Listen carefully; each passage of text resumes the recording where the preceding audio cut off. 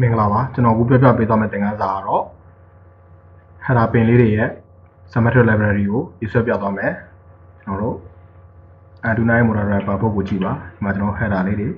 တစ်ပင်နှစ်ပင်သုံးပင်လေးပင်တွေ့ဒီကောင် jumper လေးတက်ဖို့အတွက်နှစ်ပင်စီရှိတယ်ကျွန်တော်ဒါလေးကိုဆွဲပြပါမယ်ဟုတ်ပြီကျွန်တော် arrow button ကို left click နှိပ်ပါ OK ပေးပါ2 နဲ့ place ကိုသွားပါပင်လေးတွေယူပါတစ်ပင်နှစ်ပင်သုံးပင်လေးပင် right click ထောက်ပြီး command ဖြောက်ပါကျွန်တော်2နဲ့ place ကိုသွားပါ rectangle ကိုယူပါ right click ထောက်ပါ right click ထောက်ပါ right click ထောက်ပြီး command ဖြောက်ပါပင် name လေးပြင်မယ်ကျွန်တော်တို့ display name မှာ1 designator မှာ1 okay display name မှာ1 sorry 2 designator မှာ2 okay display name မှာ3 designator မှာ3 okay display name မှာ4 designator မှာ4 okay ဟုတ်ပြီကျွန်တော်တို့ပင်လေးတွေကိုဆက်ပါမယ်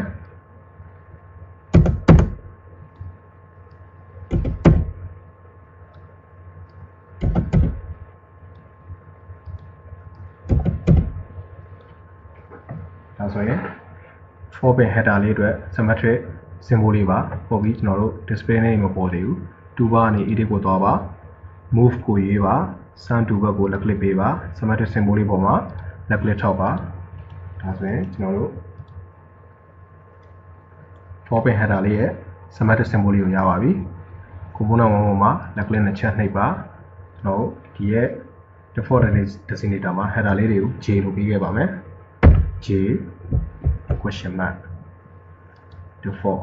4 pin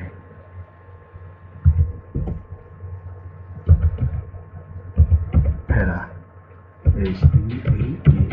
header this question ဒါရှိမှသွားယူပါမယ်ကျွန်တော်တို့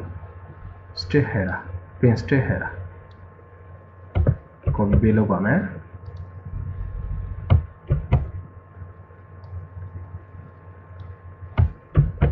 reference symbol မှာလည်း 4 pin header လိုပဲရေးလိုက်ပါမယ် OK ပေးပါကျွန်တော်ဒီမှာ rectangle လေးကိုချင်းလိုက်ပါမယ်ဒါဆိုရင် frame size လေးဖြစ်သွားပါပြီ save button ကိုနှိပ်ပါနောက်တစ်ခုကျွန်တော်တို့2 pin header လေးကိုထပ်ဆွဲပါမယ်အဲ့ button ကို left click ပေးပါ OK ပေးပါ2 bar နဲ့ place ကိုသွားပါပင်ကိုယူပါတစ်ပင်နှစ်ပင်designator မှာ display name မှာ1 designator မှာ1 okay display name မှာ2 designator မှာ2 okay ကျွန်တော်တို့ဒီမှာတစ်ခုရှိတာဒီ driver ပုံလေးကိုပြန်သွားကြည့်ပါကျွန်တော်တို့ဒီပင်လေးက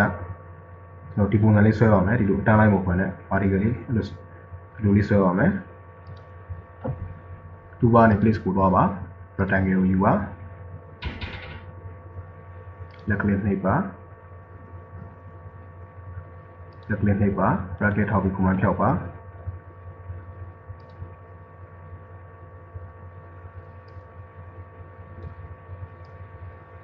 ပင် rotation အတွက် keyboard ကနေ J bar ကိုနှိပ်ပါ1 2ဟုတ်ပြီကျွန်တော် display လေးနေပေါ်အောင်လုပ်ပါမယ်2 bar နေ edit ကိုသွားပါ move ကိုရေးပါ sun to ဘက်ကိုရေးပါ schematic symbol လေးပေါ်မှာ left click ပေးလိုက်ပါဒါဆိုရင်ကျွန်တော်တို့2 pin header လေးကိုရေးဆွဲလုပ်ပြီးသွားပါပြီ component 1ပေါ်မှာ left click နဲ့ချက်နှိပ်ပါကျွန်တော်က J question mark ဒီမှာကျွန်တော်တို့2 pin header this question ကဒါရှိရဒီ pin stick header လေးကိုပဲ copy paste လုပ်ပါမယ်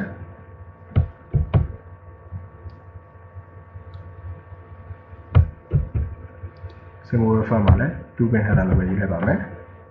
OK ပေးပါ save button နှိပ်ပါနားလည်မယ်လို့ထင်ပါတယ်ကျေးဇူးတင်ပါတယ်